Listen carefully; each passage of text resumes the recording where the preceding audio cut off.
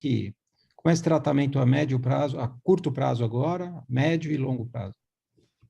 É o seguinte, se você for para a literatura, retinocoroidopatia birdshot, como regra geral, é igual imunossupressão. Quase todos os autores preconizam, na grande maioria dos pacientes, imunossupressão. Tá?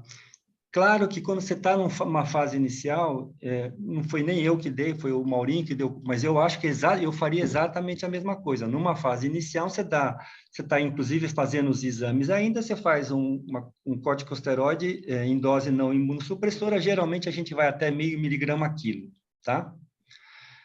Qual é a minha conduta nesses casos? Quando eu conversei a primeira vez com o Mauro dele, eu falei, Mauro, acho que inicialmente é imunossupressão e ponto. Só que, eu falei, até eu também tinha comentado com ele, quer dizer, 60 e poucos anos, sempre síndrome mascarada é um diagnóstico diferencial importante. Então, vamos primeiro investigar bem essa parte, para ver depois se a gente vai entrar com imunossupressão mesmo ou não. Aí foi então entrado, então corticoide na fase inicial, até para você melhorar a condição inflamatória do paciente, melhorar a manifestação que ele tem, e depois, eventualmente, entrar com imunossupressor, para depois, eventualmente, entrar com imunossupressor. Então, em relação à fluoresceína, uma coisa que é fundamental é o seguinte, a gente não pode se basear, quando você tem um paciente que tem um vazamento importante, como essa paciente tem, se você tratar, e vamos supor que a gente pudesse zerar a inflamação, que não acontece, mas vamos supor que fosse possível zerar. Durante algum tempo, vai demorar algum tempo para esse paciente vir a ter uma recuperação da capacidade de barreira e deixar de ter vazamento. Então, a presença de vazamento, ela não necessariamente significa atividade inflamatória que requer um tratamento, tá?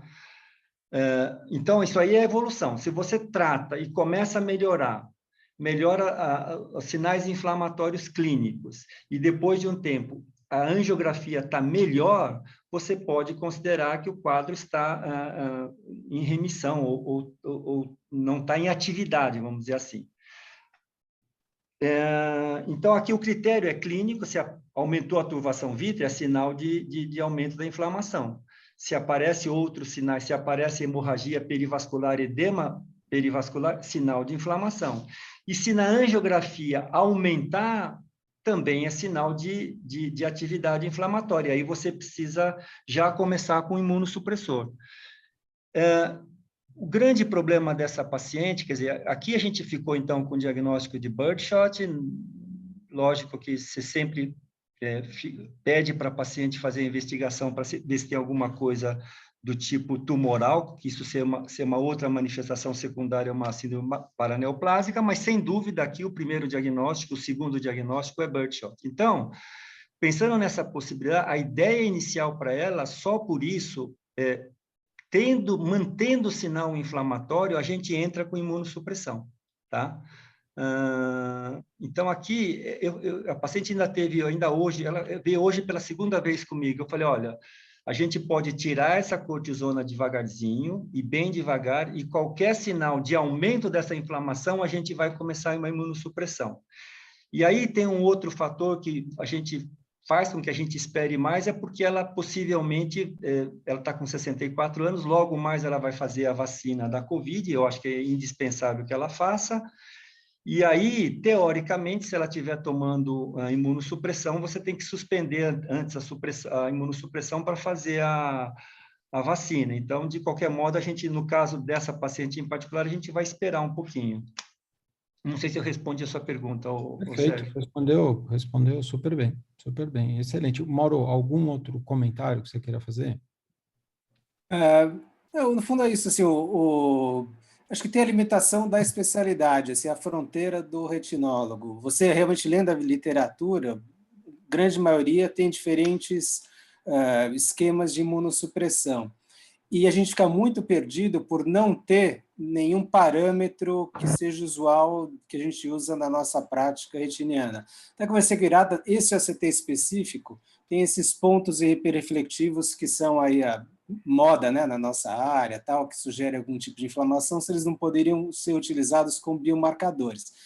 mas a verdade é que chegou um momento onde eu, no fundo, não saberia como conduzi-la e pedir realmente ajuda pirata para, enfim, conduzir esse caso. A gente consegue fazer o diagnóstico, mas é dessas essas doenças raras, a gente não tem bons guidelines, assim, é muito difícil seguir só pela literatura, precisa realmente da experiência de quem trata isso.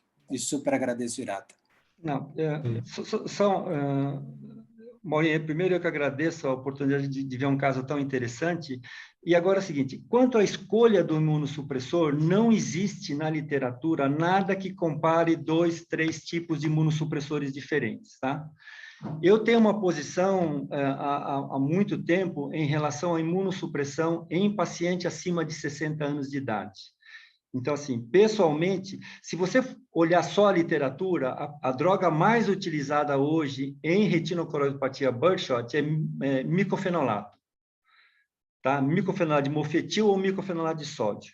Eu tenho um princípio que é o seguinte, acima de 60 anos, eu tendo a começar com metotrexato, que é uma droga possivelmente menos potente, menos efeito colateral.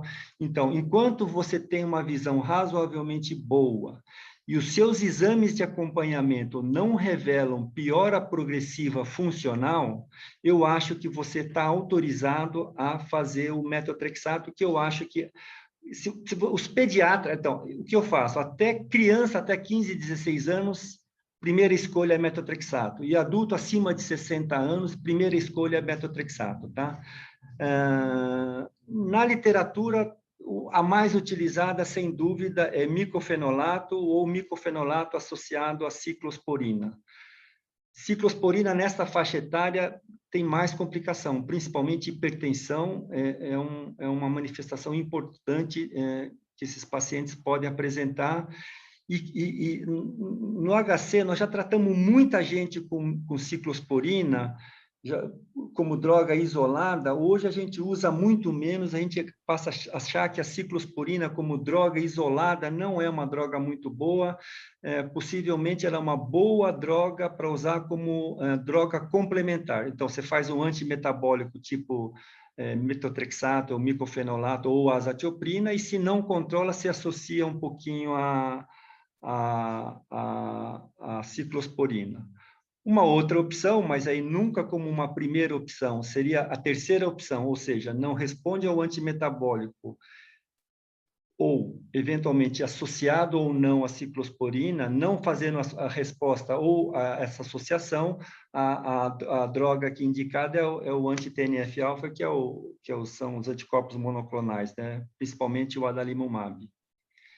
E em relação a segmento aqui, quais são os marcadores que a gente tem? Por exemplo, do ponto de vista clínico, é presença de manifestação, como ela tem uma manifestação vascular importante, e por ter manifestação vascular, ela turva o vítreo. Então, coroidite não turva vítreo, mas quando você tem vasculite, turva o vítreo. Então, esse é um parâmetro clínico, sem dúvida. O segundo parâmetro é se no edema, se fizer edema mais importante, isso aí o OCT ajuda. A fluoresceína a gente repete, mas não um intervalo longo. A primeira, depois de 3, 4 meses, depois repete com espaçamento cada vez maior. E o que é na literatura, o que é utilizado como um bom parâmetro de segmento para ver se está controlada a doença é o eletroretinograma. Só que eu tenho muita dificuldade em realização de eletroretinograma no nosso meio. No HC a gente faz, a Kyoko que faz, ela faz um exame super cuidadoso e assim mesmo é um exame difícil de você ter. Então, o que eu tenho usado nesses casos mais crônicos como controle, e eu acho que ajuda muito, é o campo visual 24/2. Eu lamento nos nossos casos de doença de Harada, que a gente não fez o 24/2, porque achou, isso aqui é só campo central, a gente precisa ver campo periférico, então tem que ser um campo cinético. Na verdade, quando a doença progride, o 24/2 pode ajudar muito. Então, isso é o que a gente tem feito. E se você for para a literatura, é o segundo exame que, do ponto de vista funcional, é utilizado. Então, é utilizado a acuidade visual para ver visão central, o eletroretinograma, que eu acho muito difícil de fazer, difícil de repetir, e o que é comentado na literatura. E é o que a gente tem feito em doença de Harada e em algumas outras doenças crônicas, e eu pessoalmente acho que pode ajudar muito nesses casos crônicos, é o campo visual, ainda que seja o 24/2. Acho que era isso, Pimentel. Perfeito, ótimo. Acho que nem precisa fazer a revisão, viu, Luizinho? Luizinho, então vamos fazer a revisão, porque assim, super obrigado, Mauro e Irata, quer dizer, a revisão, o que vocês comentaram é excepcional, e a gente aprende muito com um caso raro como esse. Mas a Luiz, então, eu vou fazer uma revisão, Luiz, e rápida, porque eu acho que basicamente tudo já foi comentado aqui, tá? Fica à vontade. Então, falando agora sobre a revisão, a retinocoroidopatia de Birdshot, ela foi descrita pela primeira vez em 1949, né? Ela é uma veíce posterior bilateral crônica com lesões características branco-amareladas, e o HLA-A29 é um forte fator de risco genético, com 80 a 98% dos pacientes sendo HLA-A29 positivo, versus 7% na população geral, né? E a presença do gene ela está associada a um risco relativo de 50 a 224 vezes maior de desenvolver a doença. E uma das hipóteses é que a doença ela seja devida a uma resposta autoimune aos antígenos S da retina. Ela é caracterizada por essas lesões branco-amareladas, irregulares ou alongadas, com bordas indistintas, né, de 1/4 a meio do diâmetro do disco, agrupados ao redor do nervo óptico e polo posterior, com irradiação para a periferia e quase sempre envolvendo a região peripapilar inferior e nasal. E essas lesões elas podem ser difusas, predominantemente na mácula, populando a mácula ou assimétricas, né? A doença ela é responsável por 1 a 2% de todos os tipos de uveice, afetando principalmente mulheres brancas de 30 a 60 anos de idade. E o estágio inicial da doença é caracterizado por um vazamento vascular da retina, o estágio intermediário por lesões bloodshot proeminentes, e o estágio tardio pela presença de edema macular-cistoide, atenuação vascular, alteração do EPR, atrofia do nervo óptico e neovascularização subretiniana. Com relação à fisiopatologia, né, ela não é clara, mas, como falei, ela pode ser devida a uma resposta autoimune aos antígenos S da retina. Entretanto, no estudo que foi realizado, não encontrou essa diferença significativa nos títulos séricos desse antígeno S entre pacientes controle e pacientes com Birdshot, né? Outra alternativa é que acredita que a enzima ERAP2, né, que é o retículo endoplasmático aminopeptidase 2, possa contribuir para a mutação genética e que essa enzima faça parte desse processamento de antígenos para a apresentação da molécula do MHC1 da classe 1. Uma teoria alternativa é que um agente infeccioso estimule os linfócitos T a expressarem peptídeos próprios, assim atuando como um gatilho para a doença. Foi realizada uma biópsia de um olho com HLA-A29 positivo e encontrou-se múltiplos focos de linfócitos em vários níveis da coroide, vasos sanguíneos da retina circundantes e na cabeça do nervo óptico pré-laminar. E o que pode indicar uma doença primária da coroide com envolvimento secundário da retina. Com relação ao diagnóstico, né, um workshop internacional realizado em 2006 estabeleceu um conjunto de critérios diagnósticos que envolve o seguinte, que são essas características essenciais, né, precisa ter doença bilateral, pelo menos 3 lesões bloodshot peripapilares, né, uma inflamação de baixo grau da câmara anterior, não mais do que uma cruz de células na câmara anterior, e uma inflamação vítreo de baixo grau, não mais do que 2 cruzes de raíz vítreo, né. Além disso, tem os achados de suporte, que é o HLA-A29 positivo, vasculite retiniana, edema macular-cistoide, e os critérios de exclusão, que seria precipitado cerático, sinéquia posterior e outras causas infecciosas, neoplásias e inflamatórias. Com relação aos sintomas, né, os mais comuns incluem visão diminuída, mosca volante, nictalopia, descromatopsia, gleia e fotopsia, né? E embora ela seja uma doença, né, principalmente ocular, houve algumas associações relatadas na literatura com hipertensão sistêmica, malignidade da pele, perda auditiva, vitiligo e transtorno do humor. Os sintomas eles podem ser vagos e, nesses casos, é preciso ser investigado com eletroretinograma, campo visual, eles falam principalmente, nesse caso, sobre amarelo, e angiofluorescinografia ou indicina V, né, para detectar a atividade da doença. E a visão, nesses casos, ela pode ser estável, apesar da doença ser ativa ou recorrente. Falando um pouco sobre os exames, as lesões elas podem ser muito sutis e podem passar despercebidas, e elas são geralmente nas áreas inferiores do disco óptico, né? Na autofluorescência, a gente pode observar áreas atróficas hipoautofluorescentes em estágio mais avançado da doença. Na angioflu, inicialmente haverá lesões hipofluorescentes com estênin tardio e frequentemente vai mostrar um vazamento dos vasos retinianos e da cabeça do nervo óptico. A anjo ela é mais útil para monitorar a progressão da doença, né? Assim, para avaliar edema classistoide, vazamento da cabeça nervo óptica e vasculite. E a endocianina verde geralmente vai revelar mais lesões do que é visível na angioflu ou no exame clínico, né? Que seriam esses pontos hipofluorescentes bem delineados na fase intermediária e na fase tardia. E no CT ele pode mostrar ainda também uma diminuição da atividade das bandas de fotoreceptores maculares e também pode mostrar o edema macular cistoide. Já com relação ao eletroretinograma, né, o Botox ele acaba diminuindo acentuadamente as ondas B, né, que seria de células de Miller e bipolares, do que as ondas A, que é as fotoreceptores, e, portanto, pode-se ver um ERG eletronegativo. E o ERG multifocal ele pode ser mais útil no monitoramento de longo prazo da doença.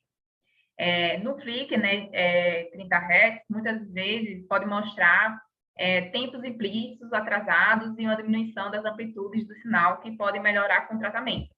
Então, os achados do ERG eles são superiores aos achados do campo visual para prever a resposta da doença, né? E o Flickr ele é um parâmetro de ERG mais sensível para reconhecer a atividade da doença e ele é mais afetado de uma forma mais consistente, né? O campo visual ele pode demonstrar vários defeitos, incluindo múltiplos focos de perda da visão, escotomos arqueados, aumento da mancha cega ou defeitos centrais, e isso vai depender da duração e da atividade da doença. Além disso, também pode ter anormalidade de sensibilidade de contraste e cor. Com relação ao diagnóstico diferencial, né, o doutorado já falou muito bem, só é importante que outros causas de VIH devem ser considerados, incluindo síndromes infecciosas, autoimunes e mascarados, né? Por isso é importante solicitar exames para descartar essas outras causas, né? Como a sorologia para sífilis, para teste para tuberculose, com PPD, ou teste quantífero Gold, enzima ECA, mamograma completo, raio-x, inclusive até ressonância de crânio, no caso do linfoma. E com relação ao tratamento, a maioria dos pacientes, se não tratada, apresentará um declínio progressivo na função visual, né? E essa doença geralmente requer o uso precoce de terapias imunomoduladoras, né? O tratamento geralmente começa com corticoides orais, mas a grande maioria deve ser tratada com uma terapia imunomoduladora. E, então, nos casos agudos, né, inicia com corticoide oral, né? E menos de 15% desses pacientes, eles vão permanecer sem sintomas, com a dose menor que 20 miligramas dia, né? Além disso, pode-se utilizar também a injeção ou implante de corticoide intravítrio, né? Principalmente no caso de edema macular cistoide, para manter uma boa visão. Mas lembrando que esses pacientes podem acabar precisando de uma cirurgia de catarata ou até de um tratamento por causa do aumento da PIB, né?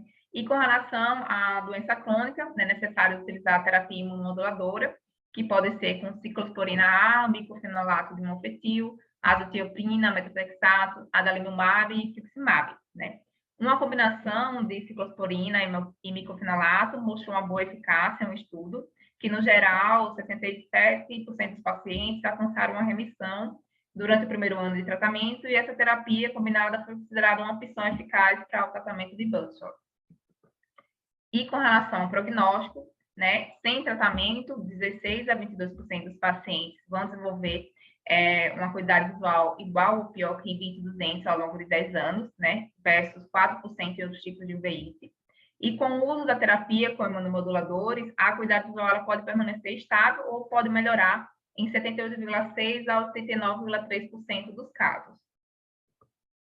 E esse caso aqui que eu coloquei no final é só para mostrar esse caso que foi publicado e bem documentado na literatura, que é de um caso de um adolescente com Buzzshot e HLA-A visual positivo, o que é raro pela idade, né? Apenas 17 anos, e por isso os autores acharam que o início precoce da doença poderia estar relacionada a uma homozigosidade, já que a homozigosidade ela para outros tipos de HLA foi associada a doenças de início precoce, né? Então, avaliaram os pais, né? A mãe não tinha nenhuma alteração, mas o pai apresentava essas lesões assintomáticas, que eram melhor visualizadas na endocianina verde, né? E ele também era HLA-A29 positivo, né? Não, nesse caso, não foi confirmado a homozigosidade, no caso, né? Mas é só fazendo um alerta que, apesar de ser mais comum na faixa dos 30 a 60 anos, pode também ocorrer em outras faixas etárias, sendo um diagnóstico diferencial a ser pensado quando apresenta essas lesões. E era isso que eu queria apresentar. Obrigada. Muito bom, Luiz, e parabéns, excelente. Eu agradeço ao Hirata e ao Mauro pela apresentação e pela discussão excepcional de um caso tão raro e bonito como esse, tá? Agora vamos passar para a imagem da semana. A imagem da semana, quem vai apresentar vai ser o Pedro Rissoli, que é R3. Esse caso já foi, essa imagem já foi descrita há algum tempo, mas é interessante a gente rever isso. Então, Pedro. Boa noite a todos. Tá todo mundo me ouvindo? Tá. Sim, tá a imagem e tá o som, tá bom. Legal, então vamos lá. Então, boa noite, eu sou o Pedro, sou residente do terceiro ano aqui do serviço, residente da Retina. Vou apresentar a imagem da semana. Eu agradecer ao Dr. Sérgio que indicou e auxiliou, né, na confecção dessa apresentação, e a doutora Lívia do registro de algumas imagens do caso. Então, o caso é um paciente pseudofásico que vem em consulta de rotinas, não pós-operatório já tardio, sem queixas, e que no exame de multicolor, numa retinografia multicolor, apresenta essa lesão parafoveal nasal. No infrared, também uma lesão de hipersinal também parafoveal na mesma localização, que na autofluorescência tem uma autofluorescência normal e um OCT também normal. E em fatos desses achados, eu abri para a hipótese diagnóstica, enfim, discussão do caso. Então, quem quer falar sobre esse tipo de lesão, nesse paciente, com essa localização, com esses aspectos de avaliação multimodal? Alguém tem alguma hipótese diagnóstica? Isso é uma ghost image, né? Que é uma imagem que aparece, é um reflexo que aparece em alguns pacientes operados de catarata com lente. E então, embora ela apareça em todas as imagens, o ACT é normal, a visão é normal. Isso. Tem alguma coisa a ver com as características ópticas da lente na hora de tirar foto.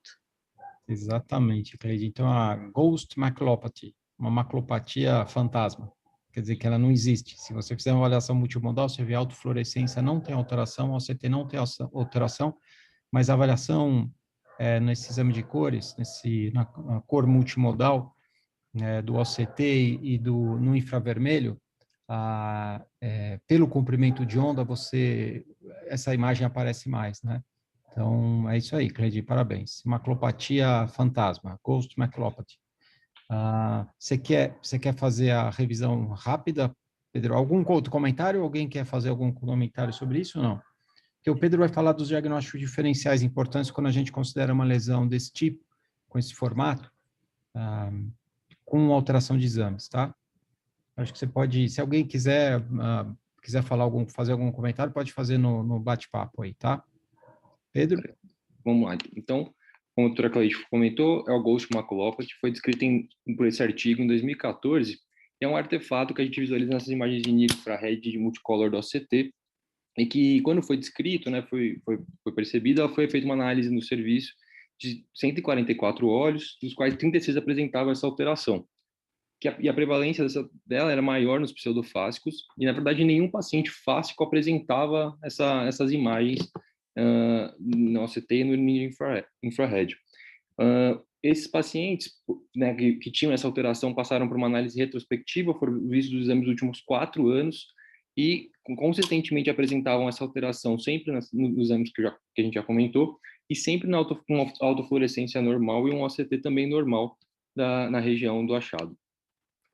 Teoriza-se que a causa dela seja essa reflexão ou dispersão, as características ópticas da lente intraocular mesmo, e a associação é feita principalmente pelos pacientes fásicos não apresentarem essa alteração.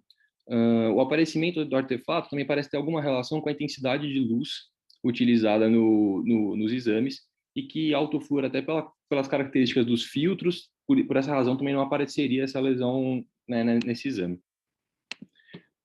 Os fatores que influenciam todos os aspectos do artefato são o ângulo de incidência, eventuais tilts da lente e a opacificação da cápsula posterior também é um fator de teorias que pode mudar o aspecto da lesão.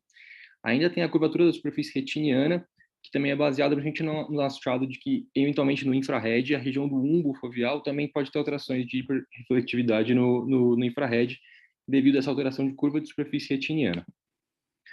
Então, a apresentação normalmente ela tem vários formatos, várias características em relação à borda, pode ser mais nítida, pode ser menos nítida, pode ser mais ovalada, enfim, tem várias diferenças, mas ela sempre é uma lesão hiperreflectiva e localizada nasal ou supranasal à fóvea. Quando a gente pega o mesmo paciente, se a gente fizer várias angulações diferentes, essas lesões vão tendo pequenas diferenças em todas as características de formato, de densidade, de bordas, mas elas sempre ficam na mesma localização, sempre variando de acordo com as angulações das incidências.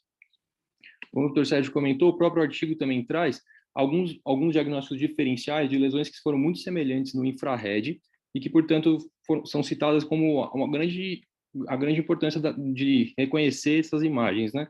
De que ela pode mimetizar outras lesões mais graves. Nesse primeiro caso, uma lesão muito parecida com um névoa de coroide, né? Aqui na esquerda e na imagem central com OCTs normais e na direita um OCT característico de névoa de coroide. Outra alteração vista muito parecida foi quando uma lesão, um sinal mais homogêneo, bem circunscrito, muito parecido no infrared com lesões de DMRI de atrofia geográfica.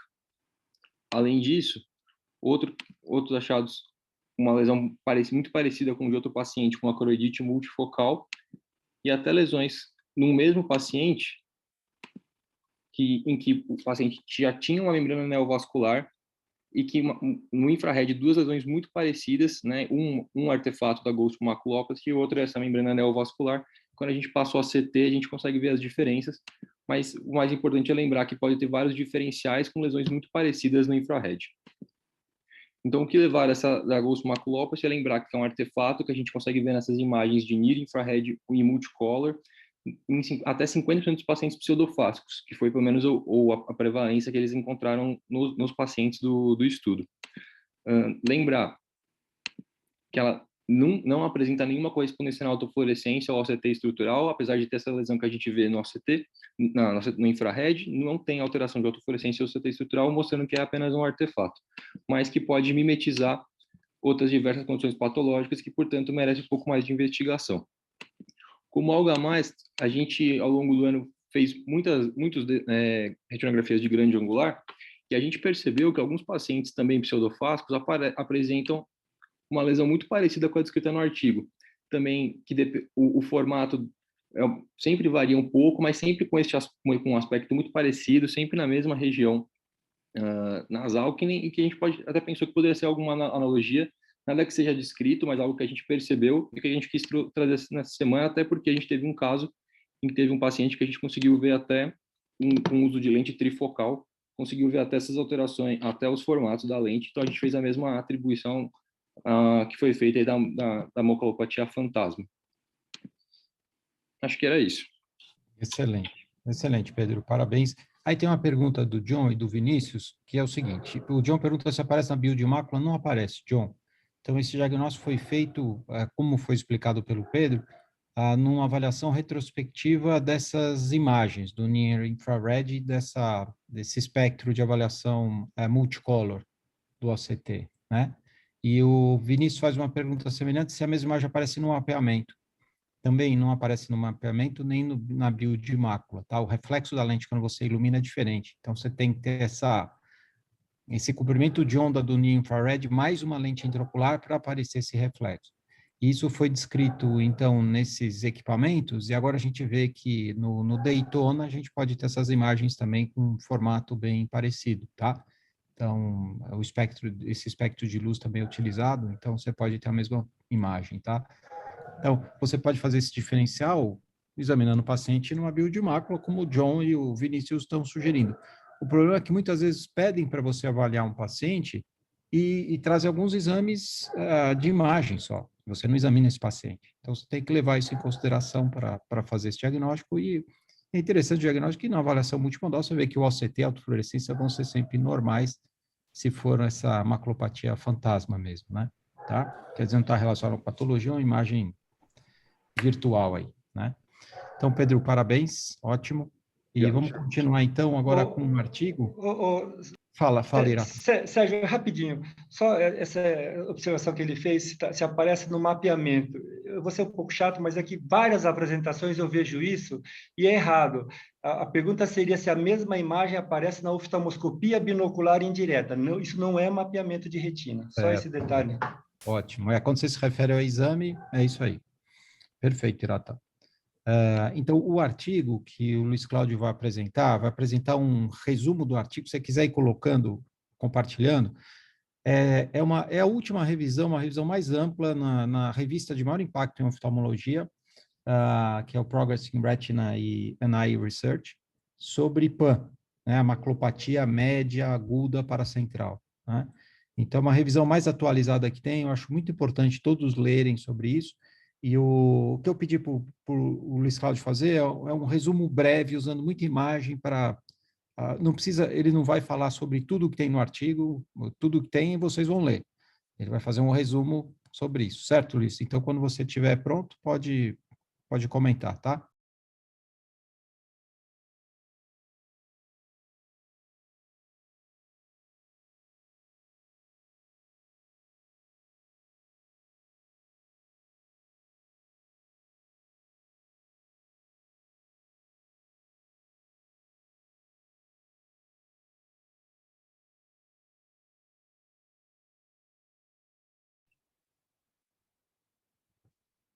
Luiz, quando você compartilhar de novo, tenta dar um enter só, eu acho que vai aparecer o primeiro slide.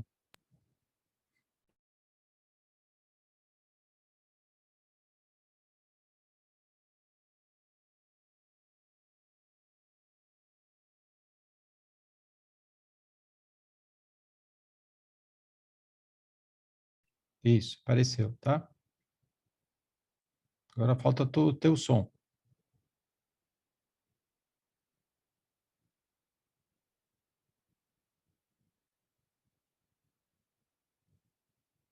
Luiz, ainda está sem seu som. E a gente já tem o primeiro slide seu com o título do trabalho já aí. Só falta ativar seu som. Embaixo, se você passar o cursor na imagem, embaixo vai aparecer mudo e vídeo. Você deixa o vídeo desconectado e liga o áudio.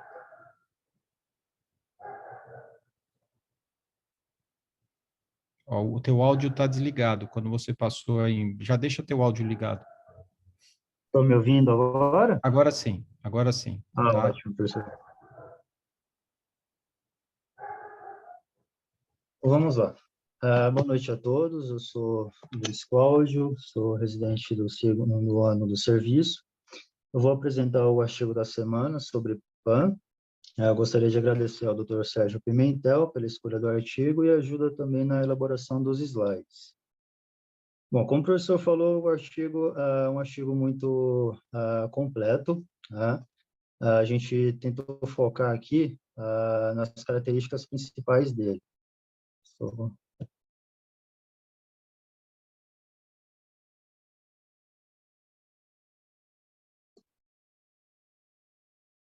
Não está passando aqui.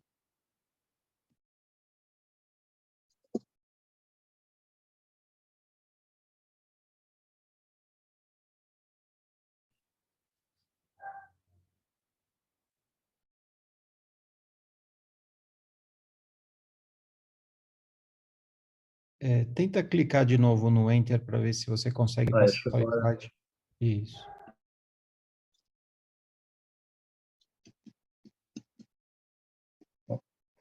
Então, vamos lá. Nas considerações iniciais aqui. A retina é dividida em 3 porções que diferem, entre outros aspectos, no suprimento vascular. A retina externa, que é composta pela plexiforme externa, a nuclear externa, fotorreceptores e EPR, que é suprida pela coro capilar, A retina interna, câmara de fibras nervosas da retina, é as células ganglionares, e a média, da plexiforme interna e nuclear interna, são supridas pelo sistema capilar retiniano, né, que são ramos da artéria central da retina. Na região parafoveal, os plexos capilares retinianos eles são organizados em um sistema de 3 camadas capilares, variando conforme a profundidade. São o plexo capilar superficial, o intermediário e o plexo capilar profundo, né? Aqui podemos observar, na imagem de OCT e corte histológico, as camadas da retina, bem como a localização dos plexos capilares. O plexo capilar superficial está localizado na camada de células ganglionares da retina. O plexo capilar intermediário, localizado entre a borda externa da plexiforme interna e a borda interna da nuclear interna. E o plexo capilar profundo fica entre a borda externa da nuclear interna e a borda interna da camada plexiforme externa. Ao redor do disco óptico, um quarto plexo se faz presente na camada de fibras nervosas da retina, que seria o plexo radial peripapilar. O plexo radial peripapilar, em conjunto com o plexo capilar superficial, eles constituem o complexo vascular superficial, enquanto o plexo capilar intermediário e profundo constitui o complexo vascular profundo. Falando um pouquinho aqui da fisiologia. É importante a gente saber que o fluxo sanguíneo ele segue do complexo vascular superficial até o complexo vascular profundo, que é responsável pela drenagem venosa, em especial o plexo capilar profundo, né? E que os três plexos eles apresentam um sistema de autorregulação de forma independente, a intenção de manter constante a pressão de oxigênio. Nesse momento, é importante a gente entender que, devido que a composição do plexo capilar profundo ser basicamente de vênulas, ela apresenta uma pressão de perfusão reduzida em relação aos outros 2 plexos, né? Além disso, na região macular, particularmente, o suprimento sanguíneo é limitado a fim de reduzir a interferência na passagem de luz aos fotorreceptores. E, além disso, o complexo vascular profundo, que se dá pelo plexo capilar intermediário e o profundo, eles suprem uma camada da retina com alta atividade metabólica, que é a plexiforme interna, né?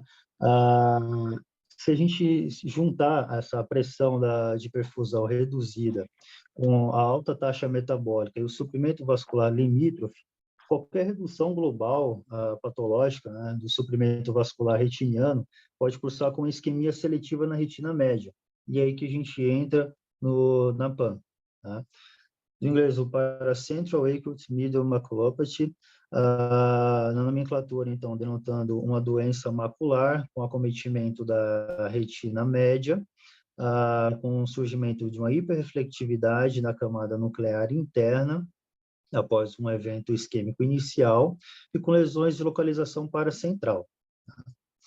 Aqui alguns achados de imagem, né? O OCT é a técnica mais sensível e específica para a identificação da PAN, né? Nas fases iniciais, demonstram hiperrefletividade, como foi dito, da nuclear interna na região paracentral, como a gente consegue observar aqui nas imagens da A, na C, de forma mais difusa, e na E, de forma saltatória.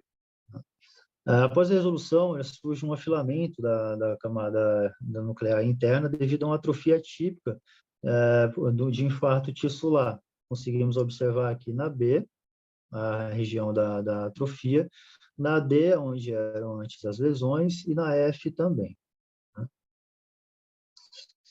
Aqui a gente consegue observar uma evolução natural da PAN, secundária a um quadro de oclusão de veia central da retina. A PAN tem basicamente 2 tipos de lesões, são elas as multifocais ou saltatórias, ou a globular ou difusa, tá?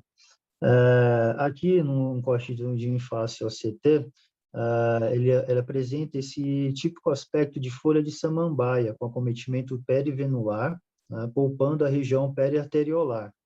E aqui a gente consegue ver melhor aqui nesse quadro, no face OCT, nesse gráfico colorido. E no OCT com corte transversal, podemos observar as regiões de hiperrefletividade da nuclear interna no padrão multifocal. Aqui, novamente, em face OCT, a nível da nuclear interna, demonstrando essa alteração, um padrão de samambaia, perivenular, poupando a região periarteriolar. Os casos mais severos de hipoperfusão, eles apresentam as lesões difusas ou globulares nos cortes transversais, que a gente consegue observar aqui no OCT, junto com o edema macular cistoide, devido à disrupção dos mecanismos hidrostáticos. No ínfase OCT, essa lesão globular a nível da nuclear interna, e no OCTA, a alteração no plexo capilar profundo, que, sendo bem delimitada aqui a alteração do fluxo. Os demais exames de imagem na PAN. As lesões são difíceis de serem vistas na oftalmoscopia e retinografia, mas quando vistas, como a gente consegue observar aqui nesse quadro de oclusão de ramo de veia central, a gente observa essa alteração acinzentada da transparência retiniana. No infrared, observamos essa hiporrefletividade paracentral bem delimitada. Os demais exames, como a autofluorescência e a antifluorescinografia, eles pecam um pouquinho na detecção das lesões de PAN. Na autofluorescência, ainda algumas alterações podem ser vistas, como uma hipoautofluorescência, como a gente consegue observar aqui na imagem C, por conta do bloqueio de estruturas mais profundas. Já a antifluorescinografia, ele falha em conseguir detectar essas lesões por não abranger a profundidade adequada.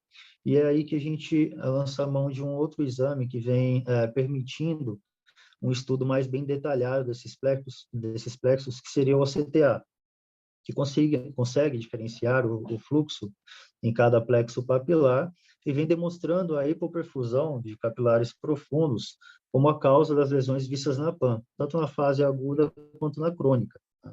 Nesse caso aqui, num paciente com oclusão de artéria central da retina, a gente consegue observar a alteração a nível do plexo capilar profundo em relação ao plexo capilar superficial, tá? Mantendo aqui também no quantitativo.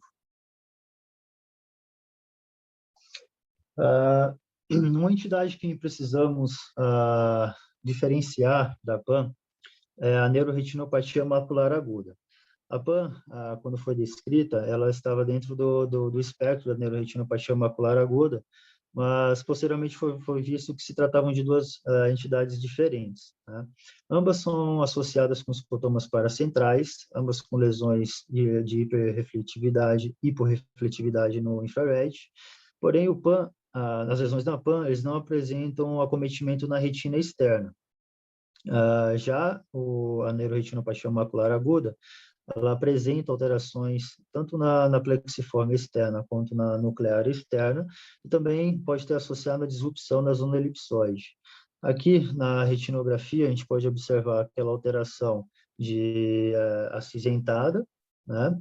Aqui no OCT, a gente tem a lesão típica da PAN, mas temos também essa alteração na retina externa, né? E no olho contralateral, além da alteração na retina externa, a disrupção da zona elipsoide. Já são lesões que fogem das lesões descritas para PAN. Em relação às etiologias possíveis para o surgimento da PAN, a gente precisa ter em mente que qualquer patologia causando hipoperfusão global retiniana, ela pode cursar com as lesões vistas na PAN, tá? Porém, são mais comumente associadas com doenças vasculares retinianas, entre elas a retinopatia hipertensiva, diabética, oclusão de veia central e artéria central da retina, a síndrome isquêmica ocular, muitas vezes sendo o único achado na síndrome isquêmica ocular, e anemia falciforme. Também os quadros de hipercoagulabilidade, como SAF e gravidez, o artigo descreve como gravidez complicada e não complicada, tendo associação. Quadro iatrogênico, o artigo refere quadros após vitrectomia e extração de catarata, tanto por facomutação quanto por fasectomia extracapsular. Efeito colateral pós-medicamentoso, com medicamentos inibidores de 5-fosfodiesterase, anfetaminas, cafeína e anticoncepcionais orais. As condições neurológicas, como enxaqueca, com o mecanismo de vasoespasmo arteriolar, trauma, retinopatia de Purcher, lembrando que as alterações de Purcher ou Purcher-Flecken apresentavam lesões que foram inicialmente, a PAN foi inicialmente descrita como essas lesões do Purcher-Flecken, né? E a síndrome febril, com infecção de Coxsackie A4 e H1N1. Em relação ao diagnóstico e conduta, a gente precisa ter em mente que a intervenção mais importante para o paciente é determinar a etiologia das lesões da PAN e o manejo dos fatores sistêmicos. O artigo, ele deixa esse fluxograma presente para que a gente possa adotá-lo, né? A princípio, com uma realização da anamnese mais bem completa, com pesquisa de sinais de vasculopatia, com diabetes, hipertensão, doença autoimune, histórico de trauma, uso de medicamentos, histórico também de cirurgias e hospitalizações. Partir para o exame, achados fundoscópicos. Se achados fundoscópicos que corroborarem com as etiologias pensadas durante a anamnese, alguma retinopatia, alguma vasculite presente, a gente trata tanto a afecção retiniana quanto a sistêmica, se necessário. Se não, vamos para a angiofluoresceinografia, procurando oclusões venosas ou arteriais. Se oclusão venosa, a gente consideraremos a realização de anti-VEGF. Se oclusão arterial, faz-se mandatória uma investigação cardiovascular para determinar a etiologia da oclusão. Em caso de ausência de oclusões venosas ou arteriais, partimos, então, para uma investigação mais sistêmica, né? Pensando no síndrome isquêmico ocular, então, para a realização de Doppler de carótidas, doença valvular causada do hipofluxo global, arritmia, doenças inflamatórias, neurológicas, como enxaqueca, doenças hematológicas, como anemia severa e leucemia, e autoimunes, como a síndrome de anticorpo antifosfolípide, e o texto também descreve a pós-vacinação de H1N1.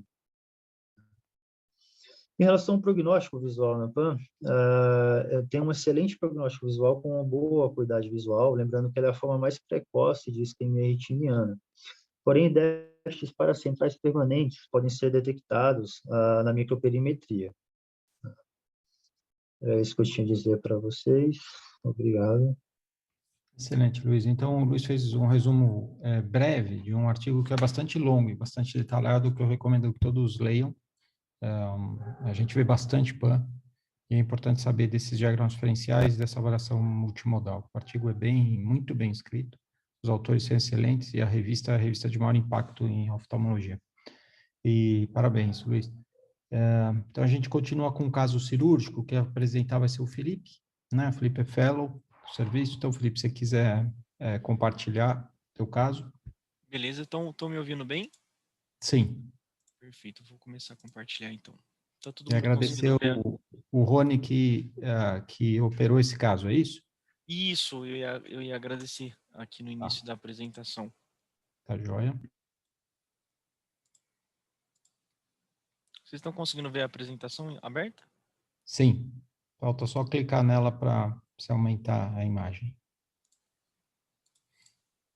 Ótimo.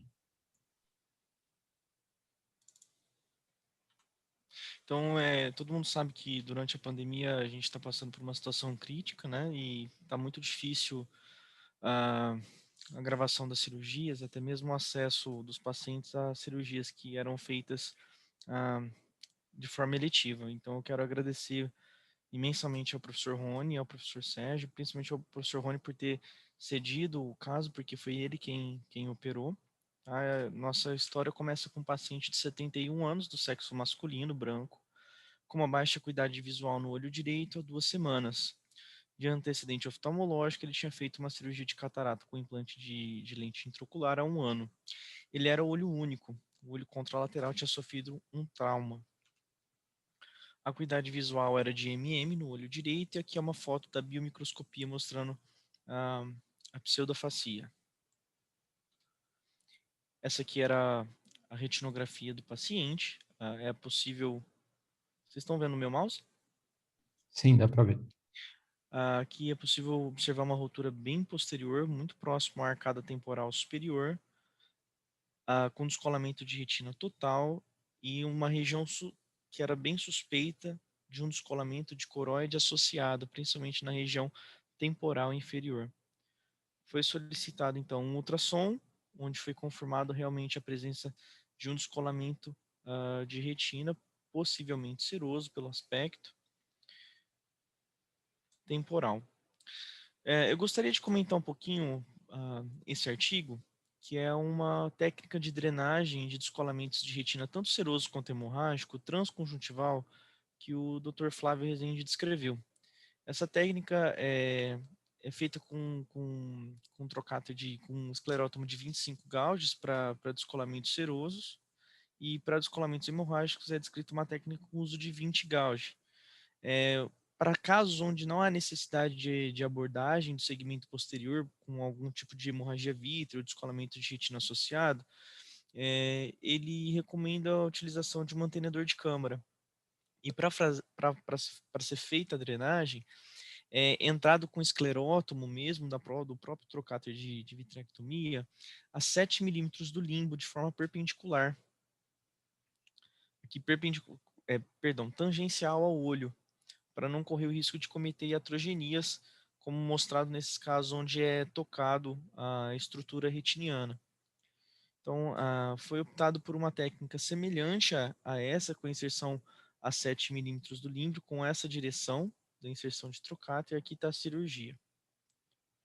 Caso os professores queiram que eu pause, que eu pare para comentar, até o professor Rony, caso ele queira que eu pause, foi indicado então uma vitrectomia com faixa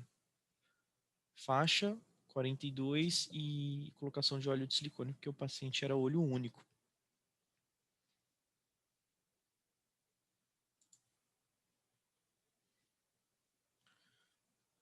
Então, eu vou pausar porque o vídeo está acelerado. Eu vou pausar para comentar. Tudo bem?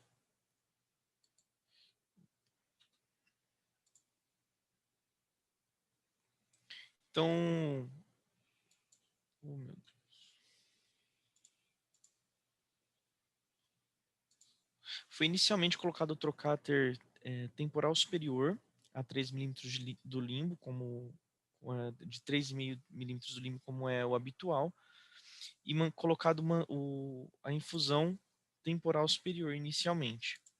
Depois foi marcado com o próprio esclerótomo, inicialmente 4 milímetros e mais 3 milímetros. Foi entrado então com o esclerótomo com a direção tangencial, esclerótomo de 25 gauge, e aí é possível observar a drenagem do descolamento seroso. Foi removido então o trocáter sem necessidade de sutura. E depois foi feito a esclerotomia habitual de 3,5 milímetros temporal inferior. E trocada a posição da infusão para o início da abordagem do segmento posterior. Foi então apertado a anodada faixa. Foi realizado então a vitrectomia do core, associada ao descolamento da hialoide posterior.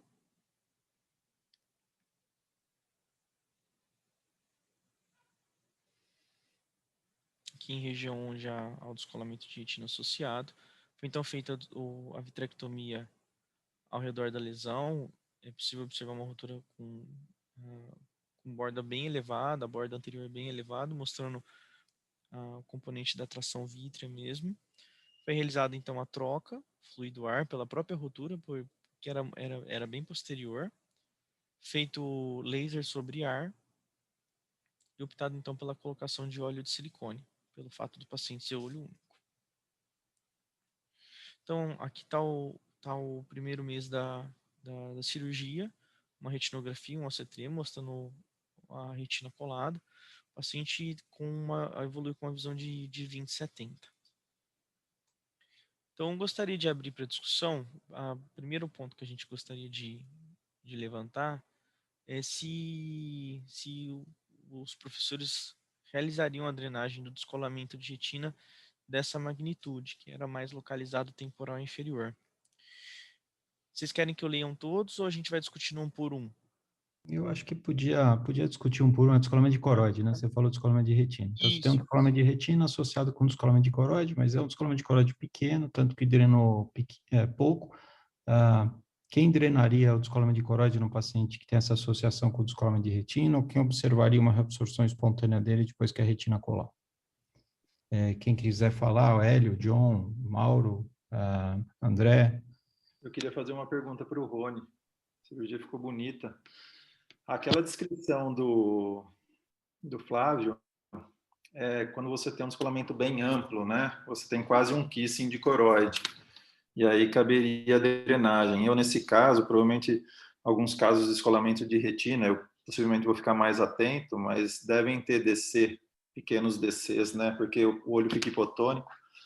Eu queria ver se o Rony podia passar alguma dica, ou do exame de ultrassom, o que ele viu que levou a fazer a drenagem, e a estratégia, né? Porque a gente tem preocupação de encostar na coroide. Quando não é muito grande o descolamento de coroide, eu pelo menos tenho a conduta de não drenar.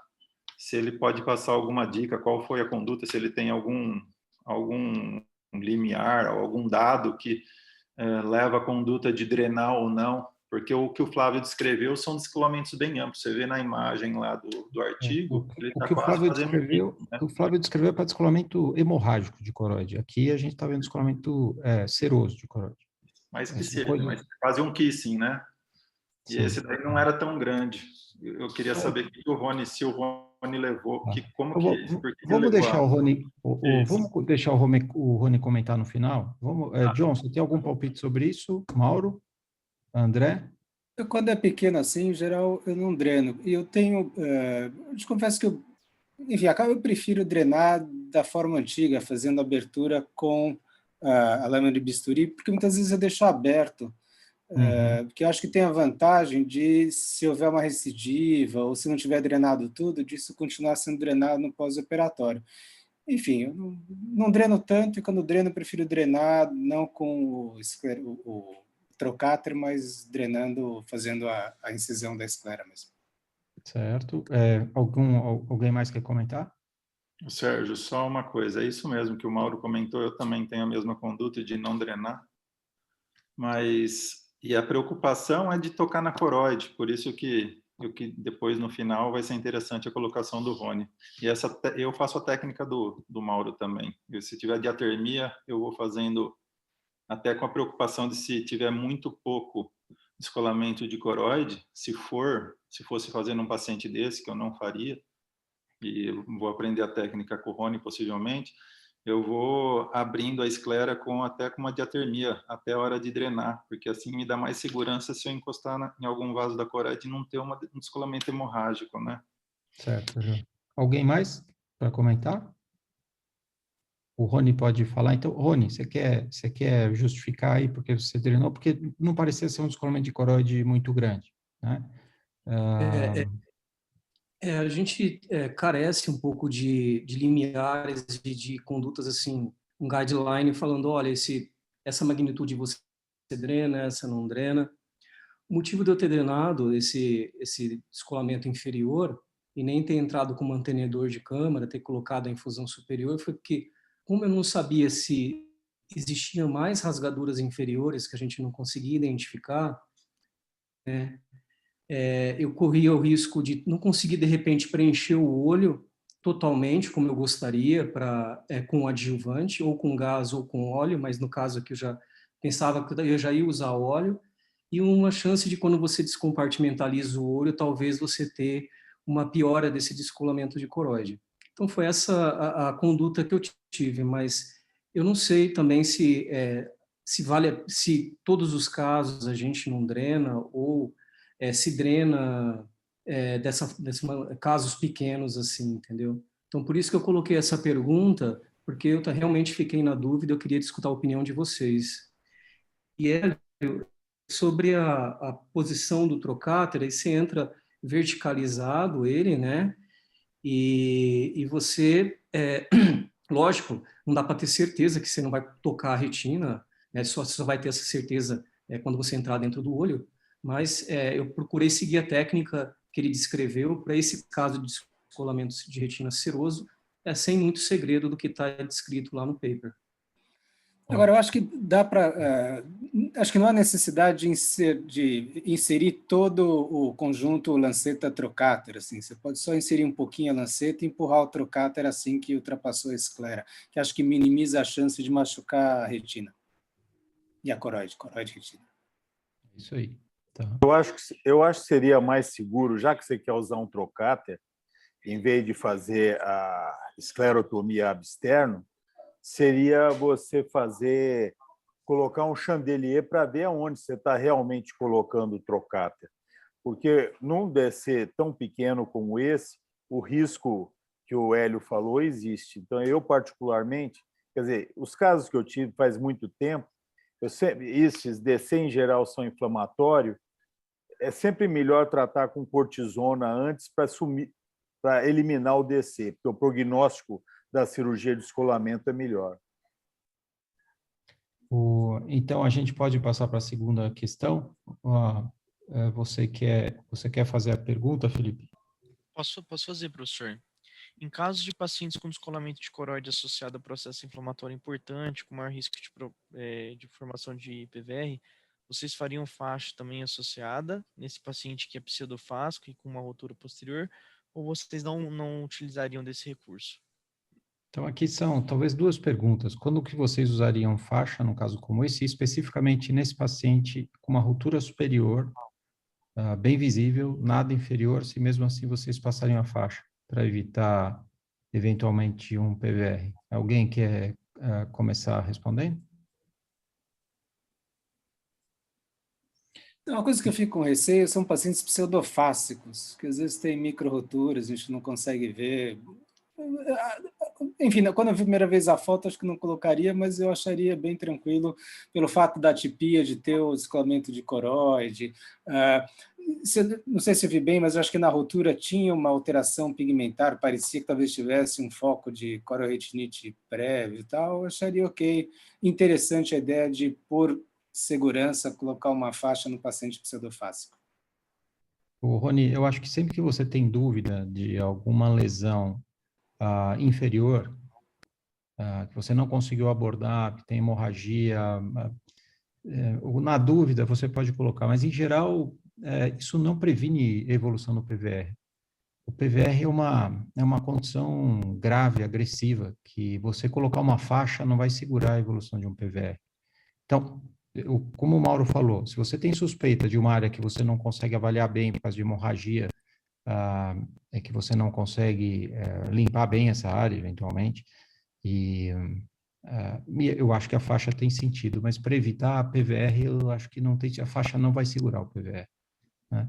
Então, eu coloco em alguns casos, talvez não na maioria deles, né? Quando tem uma ruptura abaixo entre 8 e 4 horas, eu acho que é interessante você colocar a faixa. Mas com uma ruptura superior única, como nesse paciente, eu não colocaria. Alguém mais quer? Eu concordo com o Sérgio em relação ao PVR. Agora, tem um trabalho recente mostrando que a vitré mais buccal é melhor do que vitré simples, principalmente se existe patologia inferior, né? Essa aqui, eu acho que realmente tinha uma cicatriz de corioretinite, alguma coisa lá perto que tem aquela pigmentação, mas era uma ruptura bem evidente. Talvez eu não fizesse, não. Certo. Alguém mais quer comentar essa segunda questão? Podemos passar para a terceira? Eu resolvi passar uma faixa, né, porque era muito difícil examinar esse paciente, como vocês viram o segmento anterior dele. Esses casos de descolamento de coroide seroso associado ao de retina, a gente observa na literatura que tem muita chance de fazer PVR, de fazer novas rasgaduras e tal, e por isso que eu quis aliviar a base vítrea com maior magnitude. Por isso que eu acabei colocando essa faixa. E por isso que eu coloquei a pergunta aí também para a gente discutir. Ótimo. Ô, Rony, ótimo. Por que você acha que aparece, não é comum, a gente não vê com frequência DC em DR, né? Por que você acha que aparece DC em DR? Por exemplo, esse seu caso. Esse meu caso, John, eu fiz uma revisão e essas rasgaduras posteriores, elas cursam com maior prevalência de descolamento de coroide seroso. Então, como vocês apontaram ali, não foi comentado, mas tem uma cicatriz ali, uma migração de PR grave. Ela era bem densa, então não dá para afirmar que era uma cicatriz de corioretinite, mas pode ser que sim, é a principal hipótese, né? Mas eles falam que quando você tem uma rasgadura posterior, comumente você tem maior prevalência de descolamento de coroide seroso. Esse caso, pelo que eu vi, não dá para te dizer. Ele parecia até que estava formando uma ceratopatia em faixa. Esse caso, para mim, eu acho que tinha um processo inflamatório em questão. E esse DC foi por inflamação. Então, eu trataria ele antes com corticoide. Mesmo sendo no olho único, que a mácula já estava off, eu acho que eu trataria com cortisona antes. E naquela bio que você mostrou, a primeira foto de segmento anterior, eu tive a impressão que tinha uma ceratopatia em faixa. Não sei se é impressão.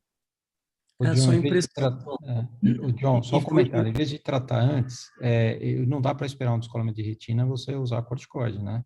Então, acho que você pode aumentar a dose, ou pode fazer, eu sei que você faz, John, que é interessante fazer corticoide de depósito subtenoniano no final da cirurgia, para ter uma ação local maior, junto com o sistêmico depois, né? Mas eu não esperaria operar o descolamento para desinflamar o olho. Mas a mácula estava descolada, eu estou falando de tratar, aí 5 dias por via oral, 60 miligramas, e durante a cirurgia eu faria tanto talvez intraocular como periocular também, subtenoniano. Aliás, eu faço em todo o DR meu uma injeção subtenoniana de triancinolona. Eu sei. E é uma boa forma de desinflamar esses olhos. Bom, vamos passar para a terceira questão aí? O Felipe deixou de comentar, mas o paciente entrou com 40 miligramas de prednisona. Assim que eu atendi ele, eu já passei os 40 miligramas de prednisona e já agendei a cirurgia dele. A próxima pergunta? Se o paciente não fosse olho único, vocês optariam por gás? Isso levando em consideração uma recorrência de um descolamento seroso novamente. Se colocando gás, a gente evitaria menos ou mais alguma potencial recorrência. Alguém quer responder? Se eu puder começar respondendo aqui, Rony, essas rupturas superiores, do jeito que é essa, por exemplo, eu usaria mesmo no olho único, eu usaria um gás de curta duração. Eu usaria um SF6. Eu não drenaria esse descolamento de coroide por ele ser pequeno, usaria SF6. Eu imagino que o SF6 vai reabsorver um pouco mais rápido quando esse descolamento de coroide reabsorver, ele vai reabsorver. Mas mesmo assim, se você ficar 10 dias com SF6, é suficiente para você bloquear a ruptura. A ruptura é superior, né? Então, eu não usaria C3F8 no olho único, mas SF6, o paciente fica aí 10 dias sem enxergar bem. Depois de 10 dias, 12 dias, você descobre a mácula. Entendeu? O problema do silicone, além da toxicidade do silicone, é você ter que fazer uma segunda cirurgia para tirar o silicone. Então, eu usaria gás e um gás de duração menor. Tá? John, você quer comentar? Hélio, o Mauro? Eu não gosto de silicone. É raro eu usar silicone. Quer dizer, e eu realmente preferiria usar gás. Acho que não tem nada a ver recorrência de DC com isso. Esse é um caso, basicamente, ele tem DC por inflamação. E não é muita porque é um DC pequeno. Eu faria o que o Sérgio falou. Alguém mais quer comentar? Hélio, você quer comentar? Eu teria a mesma conduta. Acho que não tem nada a acrescentar. Eu acho que a colocação do gás ou do óleo seria bem conversado com o paciente quanto à expectativa pós-operatória de baixa divisão, né? Para a gente saber até, e essa decisão acho que é tomada no intraoperatório e vai da segurança do cirurgião, mas eu tenderia a colocar gás também. Mauro? Não, a respeito disso, nada a acrescentar, mas poderia votar no ACT, por favor? Vota no ACT?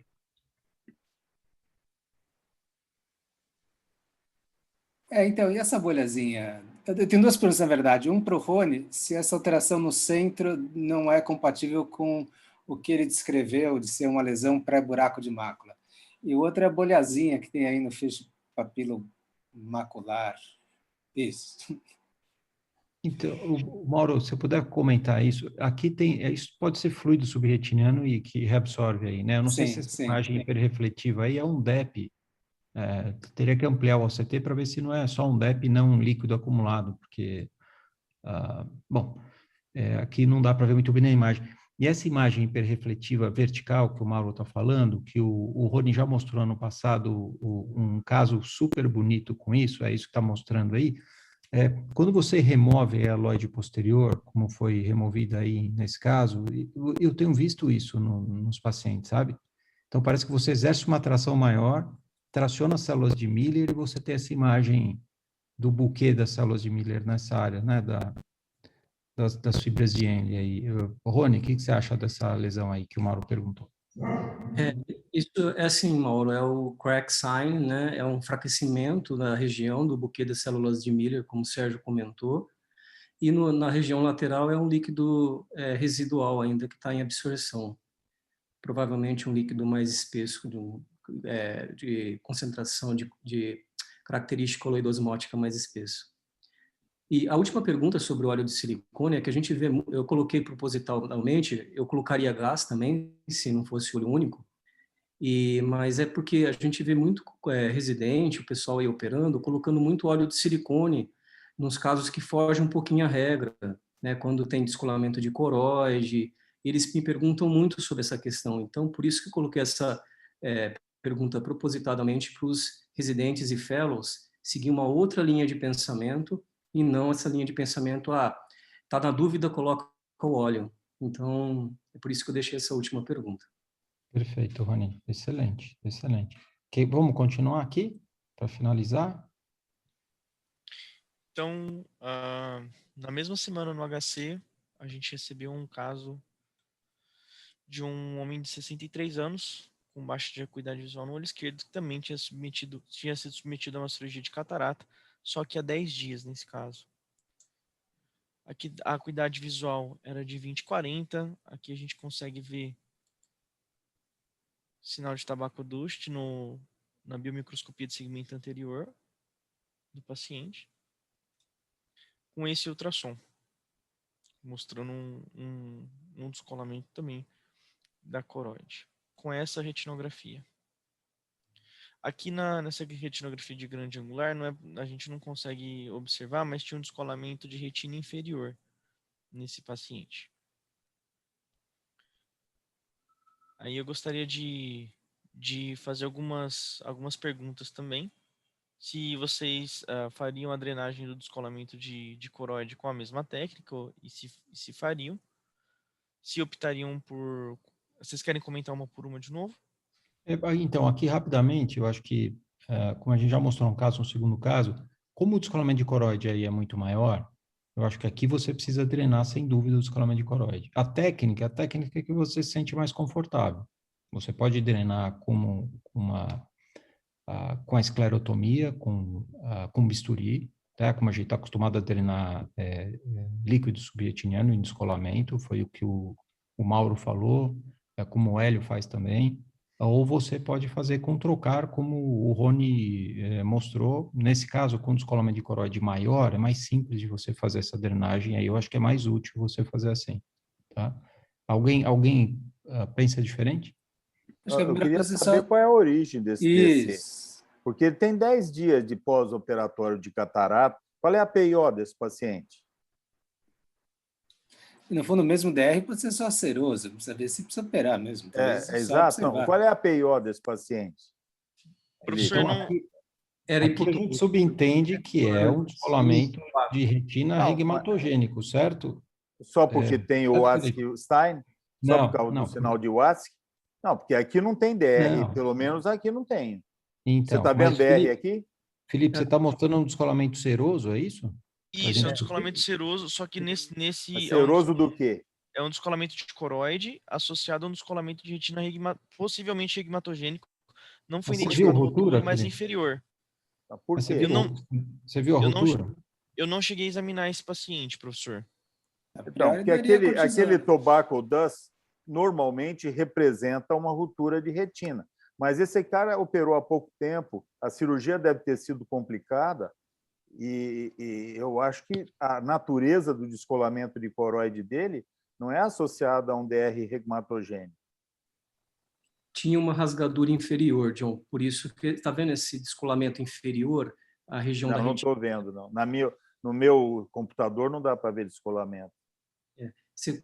Temporal inferior, você tem ali uma região na retinografia com diminuição do tecilamento dos vasos da coroide. Putz, cara, tá difícil. Tudo bem. Mas, enfim, é um caso, como você viu com o tabaco dust, com uma rasgadura inferior, esse descolamento, né, e esse extenso descolamento de coroide exudativo. A gente fez solumedrol nele antes, mas eu não tenho a continuidade do caso. Então, eu só trouxe aqui para agregar à discussão do outro caso, né, essas questões a serem discutidas. Esse está mais fácil de drenar com o trocar do que aquele seu. E aí, se você não drena, né, John? Se você não drena esse descolamento de coroide, você não consegue fazer essa introflexão escleral adequadamente. Não vai fazer. A introflexão você já fez. Você não vai fazer apexia, entendeu? Porque não tem como fazer. Bom, o laser pode, mas de qualquer jeito, esse tem que drenar, sim. Uhum.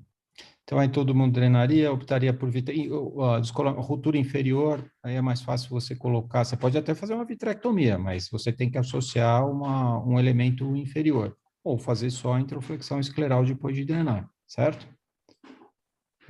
Drenaria por mais de um quadrante ou guiados por intraoperatório. Se você conseguir fazer uma drenagem local e conseguir a drenagem inteira, se você pressurizar o olho e conseguir tirar todo o líquido, você só precisa de um quadrante. Senão, você faz um quadrante em que ainda sobrou líquido, certo? Para drenar bastante. Essa cirurgia de catarata foi lisa, sem nenhum... porque 10 dias de cirurgia, o cara me aparece assim, não foi uma cirurgia lisa, certo? Provavelmente não, João. Então, às vezes a gente tem que realmente ver. Aparentemente, mácula ónea, acho que daria para dar corticoide Exato, e aguentar um pouquinho. Uma semaninha dá para guardar, claro. Entendeu? Agora, 20-40, examinar melhor. Ele pode ter uma diálise iriana ali, como é que chama? Uma ciclodiálise, e entra e sai com a ponteira, entendeu? A PIO é importantíssima aqui. Às vezes, você tem uma diferença. Tem casos que você tem associação de DC com hipertensão ocular, mas a maioria que a gente vê é com hipotensão, né? Sim. De qualquer jeito, uma coisa, só pela retinografia, você vê que a hipotensão, o negócio é recente, porque você vê que os vasos da retina não estão nem engurgitados nem nada. Pelo menos não sei se não dá para você ver o vaso aqui que você vê temporal inferior, não tem entortuosidade nem engurgitamento venoso para falar de uma hipotonia, né? Uhum. Mas eu acho que, como o Mauro falou, eu acho que dá para aguentar uma semana, dá prednisona para ele, ficar de olho nele, depois, se não melhorar nada, intervir. Assim, no caso de você optar por fazer a drenagem, depois de aguardar, de dar corticoide, num paciente pseudofácil, você coloca a infusão na câmara anterior. Muito mais fácil do que você colocar via parte plana com essa quantidade de descolamento que você tem, que é a última pergunta aí, certo? Sem dúvida. Só para reforçar essa mensagem que você deixou, Sérgio, de um local único de drenagem, que a gente faz só para os residentes, que a gente utiliza dessa técnica de um ponto único para descolamento exudativo, seroso, né? O descolamento hemorrágico, a técnica é diferente, se esse caso fosse hemorrágico, só para reforçar a mensagem que você passou. É isso aí. Algum outro comentário sobre isso? Rony, você quer fechar?